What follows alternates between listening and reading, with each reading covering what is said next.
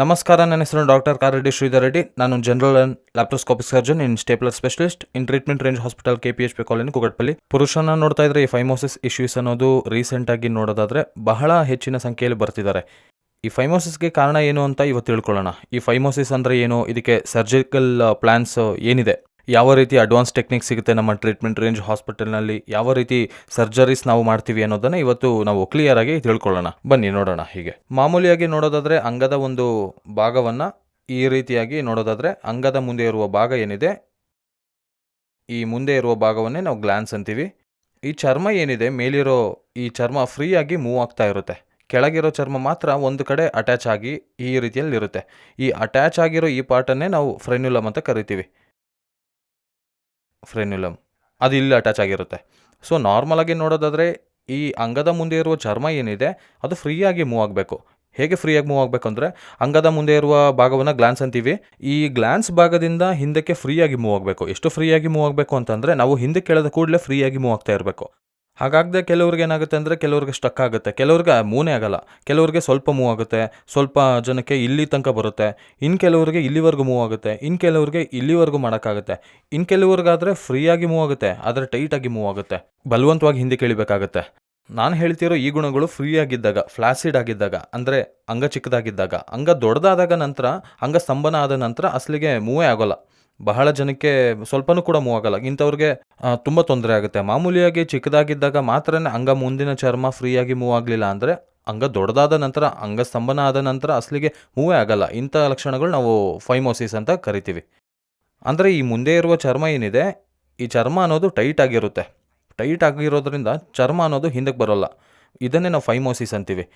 ಈ ಫೈಮೋಸಿಸ್ಗೆ ಮುಖ್ಯ ಕಾರಣ ನೋಡೋದಾದರೆ, ಇಂಡಿಯಾದಲ್ಲಿ ನೋಡೋದಾದರೆ 2 ರೀತಿಯಾದ ಕಾರಣ ಇರುತ್ತೆ. ಒಂದು ಡಯಾಬಿಟಿಸ್. ಶುಗರ್ನಿಂದ ಏನಾಗುತ್ತೆ ಅಂದರೆ, ಈ ಶುಗರ್ ಮೂತ್ರ ಮಾಡುವಾಗ ಈ ಮೂತ್ರದಲ್ಲಿರುವ ಶುಗರ್ಸ್ ಕಣಗಳೆಲ್ಲ ಇದಕ್ಕೆ ಬಂದು ಇಲ್ಲಿ ಅಂಟ್ಕೊಳ್ಳುತ್ತೆ. ಹಾಗಾಗಿ ಒಂದು ರೀತಿಯಾದ ಇನ್ಫ್ಲಮೇಷನ್ ಸ್ಟಾರ್ಟ್ ಆಗುತ್ತೆ. ಈ ಚರ್ಮ ಎಲ್ಲ ಹಾಳಾಗುತ್ತೆ. ಇದನ್ನೇ ನಾವು ಬೆಲನೈಟಿಸ್ ಅಂತ ಕರಿತೀವಿ. 2ನೇ ಕಾರಣ ಏನು ಅಂತ ನೋಡೋದಾದ್ರೆ, ಚಿಕ್ಕ ವಯಸ್ಸಿನಲ್ಲಿ ನಮ್ಮ ಗ್ರ್ಯಾಂಡ್ ಪೇರೆಂಟ್ಸ್ ಇರ್ಬೋದು, ಪೇರೆಂಟ್ಸ್ ಇರ್ಬೋದು, ಶುಭ್ರವಾಗಿ ಹಿಂದಕ್ಕೆ ಎಳೆದು ಕ್ಲೀನ್ ಮಾಡಬೇಕು. ಅಪ್ ಟು 5 ಇಯರ್ಸ್ವರೆಗೂ ನೋಡೋದಾದರೆ ಚಿಕ್ಕ ಮಕ್ಕಳಿಗೆ ಇಲ್ಲಿ ಚರ್ಮ ಅಂಟ್ಕೊಂಡಿರುತ್ತೆ. ಸೊ ಅಂಟಿರೋದನ್ನ ನಾವು ಬ್ರೇಕ್ ಮಾಡಬೇಕು. ಹಿಂದಕ್ಕೆ ಎಳೆಯೋದ್ರಿಂದ ಅದನ್ನು ಬ್ರೇಕ್ ಮಾಡಬೇಕು. ಹಾಗೆ ಮಾಡಿಲ್ಲ ಅಂದರೆ, ಮಾಡಿಸ್ಕೊಳ್ಳಿಲ್ಲ ಅಂದರೆ, ನಾವು ಜಸ್ಟ್ ಮೇಲಿಂದ ನೀರು ಹಾಕಿ ಏನು ಉಜ್ಜದೆ ತೊಳೆಯೋದ್ರಿಂದ ಚರ್ಮ ಹಿಂದಕ್ಕೆ ಎಳಿದೆ ಎಷ್ಟೇ ತೊಳೆದ್ರೂ ಸರಿಯಾಗಿ ತೊಳೆಯೋದಿದ್ರೆ ಈ ರೀತಿಯಾದ ಪ್ರಾಬ್ಲಮ್ಸ್ ಬರುತ್ತೆ. ಬಟ್ ಫ್ಯೂಚರ್ನಲ್ಲಿ ನೋಡೋದಾದರೆ ಆ ಚರ್ಮ ಅನ್ನೋದು ಅಂಟ್ಕೊಂಡು ಅಸಲಿಗೆ ಬ್ಯಾಕ್ ಹೋಗದೆ ಫೈಮೋಸಿಸ್ಗೆ ಗುರಿಯಾಗಬೇಕಾಗುತ್ತೆ. ಸೊ ಇಂಡಿಯಾದಲ್ಲಿ ನೋಡೋದಾದರೆ ಈ 2 ಕಾರಣಗಳು ಮೇಜರ್ ರೀಸನ್ ಅಂತ ಹೇಳ್ಬೋದು. ಹಾಗಾದರೆ ಇದಕ್ಕೆ ಏನು ಮಾಡಬೇಕು? ಸರಿ, ಔಷಧಿಗಳನ್ನು ಬಳಸ್ಬೋದು. ಔಷಧಿಯಿಂದ ಇದು ಕಡಿಮೆ ಆಗುತ್ತಾ ಅಂದರೆ, ಇಂಥ ಫೈಮೋಸಿಸ್ ಆಗಿದ್ದರೆ ಔಷಧಿಯಿಂದ ಆಗಲಿ ಜಲ್ಲೀಸಿಂದ ಆಗಲಿ ಗುಣವಾಗುವಂಥದ್ದಲ್ಲ. ಯಾಕಂದರೆ ಆ ಚರ್ಮ ಅನ್ನೋದು ಟೈಟ್ ಆಗಿರುತ್ತೆ, ಅದು ವರ್ಕ್ ಆಗಲ್ಲ. ಕೆಲವರಿಗೆ ಫೈಮೋಟಿಕ್ ರಿಂಗ್ಸ್ ಅಪ್ಲೈ ಮಾಡ್ತಿರ್ತಾರೆ.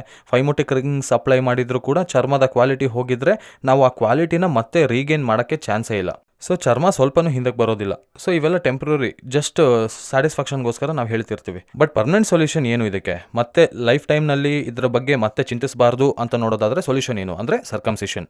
ಇದನ್ನೇ ನಾವು ಸುಂತಿ ಕಥನ ಅಂತ ಕೂಡ ಹೇಳ್ತೀವಿ. ಏನು ಮಾಡ್ತೀವಿ ಇದರಲ್ಲಿ ಅಂದರೆ, ಬಹಳ ಜನ ಏನು ಮಾಡ್ತಾರೆ ಅಂದರೆ, ಬಹಳ ಜನಕ್ಕೆ ಈ ಟೆಕ್ನಿಕ್ ಬಗ್ಗೆ ಗೊತ್ತಿರಲ್ಲ. ಎಲ್ಲರೂ ಏನು ಅಂದ್ಕೊಳ್ತಾರೆ ಅಂದರೆ, ಓಪನ್ ಟೆಕ್ನಿಕ್ ಬಗ್ಗೆ ಐಡಿಯಾ ಇರುತ್ತೆ. ಯಾಕಂದರೆ ಓಪನ್ ಟೆಕ್ನಿಕ್ನಲ್ಲಿ ಏನು ಮಾಡ್ತೀವಿ ಅಂದರೆ, ಸಿಸರ್ನಲ್ಲಿ ಕಟ್ ಮಾಡಿ ನಂತರ ಅದಕ್ಕೆ ಹೊಲಿಗೆ ಹಾಕ್ತೀವಿ. ಬಟ್ ಇದು ಜಿಗ್ಜ್ಯಾಕ್ ಆಗುತ್ತೆ. ಅಷ್ಟೇ ಅಲ್ಲದೆ ಅಲ್ಲಿ ಅಷ್ಟು ಇಂಪ್ರಾಪರ್ ಟೆಕ್ನಿಕ್ಸ್ನಿಂದಾಗಿ ಹೊಲಿಗೆ ಜಿಗ್ಜ್ಯಾಕ್ ಆಗೋದು ಮಾತ್ರ ಅಲ್ಲದೆ ಕಾಸ್ಮೆಟಿಕ್ ಆಗಿ, ಅಂದರೆ ಕಾಸ್ಮೆಟಿಕ್ ರಿಸಲ್ಟ್ಸ್ ಕೂಡ ಬರಲ್ಲ. ಅದ್ರ ಜೊತೆಗೆ ವಿಪರೀತವಾದ ಪೇಯ್ನು, ನೋವು, ಉರಿವೆಲ್ಲ ಬರುತ್ತೆ. ಅಟ್ಲೀಸ್ಟ್ 15 ಡೇಸ್ ಬೆಡ್ ರೆಸ್ಟ್ ಇರಬೇಕಾಗುತ್ತೆ, ಪಥ್ಯ ಇಡಬೇಕಾಗುತ್ತೆ, ಆ್ಯಂಡ್ ಡೈಲಿ ಡ್ರೆಸ್ಸಿಂಗ್ ಮಾಡ್ಕೋಬೇಕಾಗುತ್ತೆ. ಸೊ ಅಲ್ಲಿಂದ ಒಂದು ರೀತಿಯಾದ ಅಂಟು ದ್ರವ ಆಗಲಿ ಪಸ್ ಆಗಲಿ ಸೋರ್ತಾ ಇರುತ್ತೆ. ಇದನ್ನು ನಾವು ಕ್ಲೀನ್ ಮಾಡ್ಕೊಳ್ತಾನೆ ಇರಬೇಕು. ಸೊ ಇವೆಲ್ಲ ಕಾಂಪ್ಲಿಕೇಶನ್ಸ್ ಇರುತ್ತೆ. ಸೊ ನೆಕ್ಸ್ಟ್ ಟೆಕ್ನಾಲಜಿ ನೋಡೋದಾದ್ರೆ ಲೇಸರ್ ಬಂದಿದೆ. ಲೇಸರ್ನಲ್ಲಿ ಕೂಡ ನಾವು ಯದ್ವಾ ಹೊಲಿಗೆ ಹಾಕಬೇಕಾಗುತ್ತೆ. ನಮ್ಮ KSR ಸ್ಟೇಪ್ಲರ್ನಲ್ಲಿ ಏನಿದೆ ಅಂದರೆ, ಟ್ರೀಟ್ಮೆಂಟ್ ರೇಂಜ್ ಹಾಸ್ಪಿಟಲ್ನಲ್ಲಿ ಲೇಟೆಸ್ಟ್ ಸರ್ಜರಿ ಏನಿದೆ, KSR ಸ್ಟೇಪ್ಲರ್ ಸರ್ಕಮ್ಸಿಷನ್. ಇದು ಒಂದು ಸ್ಟೇಪ್ಲರ್, ಇದು ಪಿನ್ಸ್ ಮೆಥಡ್ ಅಂತೀವಲ್ಲ, ಆ ಪಿನ್ ಮೆಥಡ್ನಲ್ಲಿ ಸರ್ಜರಿ ಮಾಡುವಂಥದ್ದು. ಇದು ಕೇವಲ 5 ನಿಮಿಷದಲ್ಲಿ ಸರ್ಜರಿ ಮಾಡ್ತೀವಿ. 15 to 20 ಮಿನಿಟ್ಸ್ನಲ್ಲಿ ಪೇಷಂಟ್ನ ಡಿಸ್ಚಾರ್ಜ್ ಮಾಡಿ ಕಳಿಸ್ತೀವಿ. ಮ್ಯಾಕ್ಸಿಮಮ್ ಹಾಫ್ ಆನ್ ಅವರ್ನಲ್ಲಿ ಡಿಸ್ಚಾರ್ಜ್ ಮಾಡ್ತೀವಿ. ಸಾಮಾನ್ಯವಾಗಿ ನೆಕ್ಸ್ಟ್ ಡೇನೇ ಡ್ಯೂಟಿಗೆ ಹೋಗ್ಬೋದು, ಅಥವಾ ಸೇಮ್ ಡೇನೇ ಕೂಡ ಡ್ಯೂಟಿಗೆ ಹೋಗ್ಬೋದು. ಇದು ಒಂದು ಡಿಸ್ಪೋಸಬಲ್ ಸ್ಟೇಪ್ಲರ್ ಆಗಿರುತ್ತೆ. ಸೊ ಈ ಡಿಸ್ಪೋಸಬಲ್ ಸ್ಟೇಪ್ಲರ್ನಲ್ಲಿರೋ ಅಡ್ವಾಂಟೇಜ್ ಏನಂದರೆ, ಎಷ್ಟು ಸ್ಕಿನ್ ತೆಗಿಬೇಕು ಇಲ್ಲಿ ಮ್ಯಾಟ್ರ್, ಅದೇ ಇಂಪಾರ್ಟೆಂಟ್. ಹೆಚ್ಚಿನ ಸ್ಕಿನ್ ತೆಗೆದ್ವಿ ಅಂದ್ಕೊಳ್ಳಿ, ಅಂದರೆ ಇಲ್ಲಿವರೆಗೂ ಸ್ಕಿನ್ ತೆಗೆದಾಗ ಏನಾಗುತ್ತೆ ಅಂದರೆ, ಎರೆಕ್ಷನ್ಗೆ ಸ್ಕಿನ್ ಕಡಿಮೆ ಆಗುತ್ತೆ.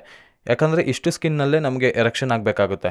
ಸೊ ಕಮ್ಮಿ ತೆಗೆದ್ವಿ ಅಂದ್ಕೊಳ್ಳಿ, ಓನ್ಲಿ ಇಲ್ಲಿವರೆಗೂ ತೆಗೆದ್ವಿ ಅಂದ್ಕೊಳ್ಳಿ, ಇಲ್ಲಿವರೆಗೂ ಮಾತ್ರ ತೆಗೆದ್ರೆ ಪ್ರಾಬ್ಲಮ್ ಸಾಲ್ವ್ ಆಗಲ್ಲ, ಮತ್ತೆ ಫೈಮೋಸಿಸ್ ಆಗಿ ಹೊಳ್ಕೊಳ್ಳುತ್ತೆ. ಸೊ ಎಕ್ಸಾಕ್ಟ್ ಪ್ರಿಸೈಸ್ಡ್ ಆಗಿ ಸೆಲೆಕ್ಟ್ ಮಾಡಿ ತೆಗಿಬೇಕು, ಎಷ್ಟು ತೆಗಿಬೇಕು. ನಾವು ಮಾಮೂಲಿಯಾಗಿ ಕಟ್ ಮಾಡೋ ಮೆಥಡ್ ಅಂದರೆ ಇಷ್ಟು ಬಂದ ಹಾಗೆ ನಾವು ಕಟ್ ಮಾಡಬೇಕಾಗುತ್ತೆ. ಬಟ್ ನಮ್ಮ KSRನಲ್ಲಿ ಅಡ್ವಾಂಟೇಜ್ ಏನಂದರೆ ಮಿಷಿನ್ ಸೆಲೆಕ್ಟ್ ಮಾಡುತ್ತೆ, ಎಷ್ಟು ತೆಗಿಬೇಕು, ಎಷ್ಟು ಚರ್ಮನ ನಾವು ತೆಗಿಬೇಕು ಅನ್ನೋದನ್ನು ನಮ್ಮ ಮಿಷಿನ್ ಸೆಲೆಕ್ಟ್ ಮಾಡುತ್ತೆ. ಸೊ ಇದರಲ್ಲಿರೋ ಅಡ್ವಾಂಟೇಜ್ ಒಂದು ಮಿಷಿನ್ ಸೆಲೆಕ್ಟ್ ಮಾಡೋದು ಮಾತ್ರ ಅಲ್ಲದೆ ಅದರಲ್ಲಿರೋ ಪಿನ್ಸ್ ಏನಿದೆ 0.3 mm ಥಿಕ್ನೆಸ್ ಇರುತ್ತೆ, ಸಿಲಿಕಾನ್ ರಿಂಗ್ ಇರುತ್ತೆ. ಇದು ಜಸ್ಟ್ 10 to 12 ಡೇಸ್ನಲ್ಲಿ ರಿಂಗ್ ತಾನಾಗಿ ಬಿದ್ದೋಗುತ್ತೆ.